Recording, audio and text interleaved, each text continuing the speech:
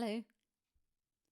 So we're beginning to hear that although lockdown isn't likely to end in the immediate future, that some shops have opened, that some restaurants and pub chains are likely to reopen, and perhaps you're like me, wondering much longer will it be, quite excited about the things that we might be able to go back to doing.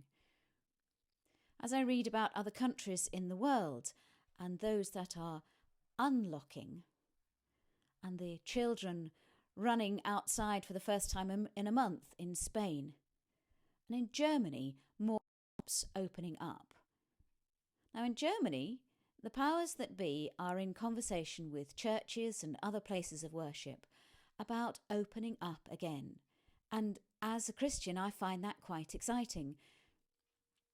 One of the things that in Germany they're probably going to agree is not to sing in services, because singing apparently spreads as many germs as coughing. Well, that's a little challenging, isn't it? For Christian services, which are often constructed around times of singing, how do we feel about gathering again and not singing? Were the same rules to be applied to us? Whilst we look forward to being together again and being able to be in our buildings or just gathered together in one place, how would it feel not to sing?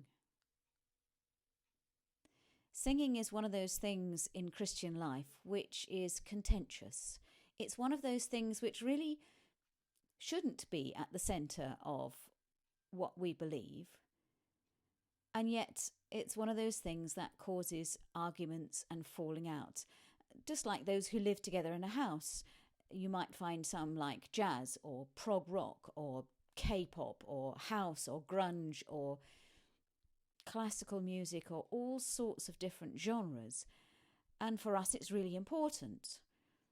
And the same is true in churches, how we sing, the music that we use, whether it's traditional hymns or modern songs, whether we do them episodically, interspersed between the whole service or in a whole block of worship.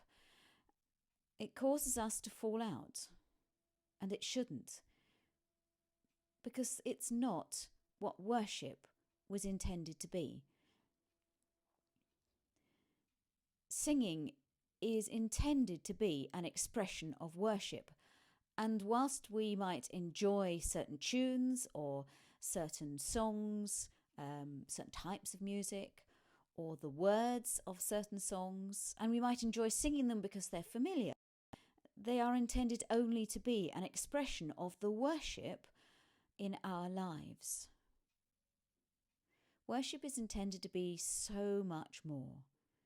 Worship is about how we live our lives, who we live our lives for.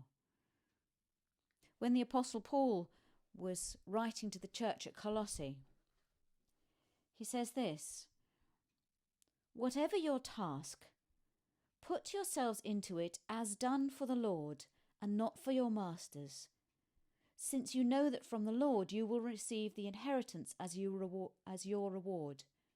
You serve the Lord Christ."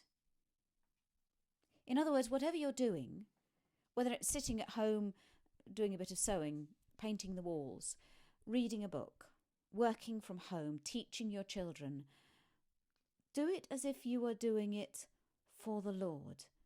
That is your act of worship. It's not your singing on a Sunday, although that could express your worship directly to God.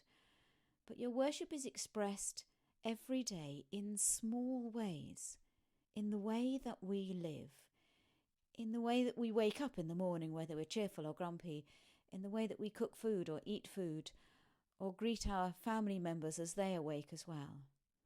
That is our act of worship.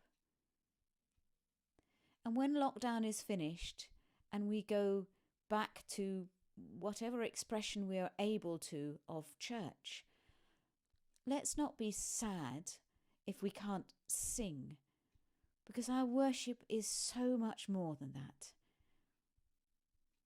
My prayer for you today is that you'll find some way in which you can worship in everything that you do, even if it's just boiling a kettle to make a cup of tea.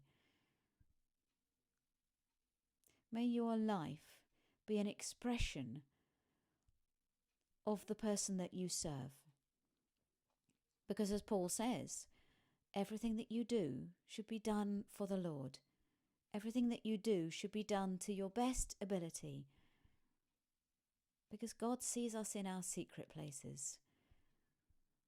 Let's not grieve for the things that we can't do.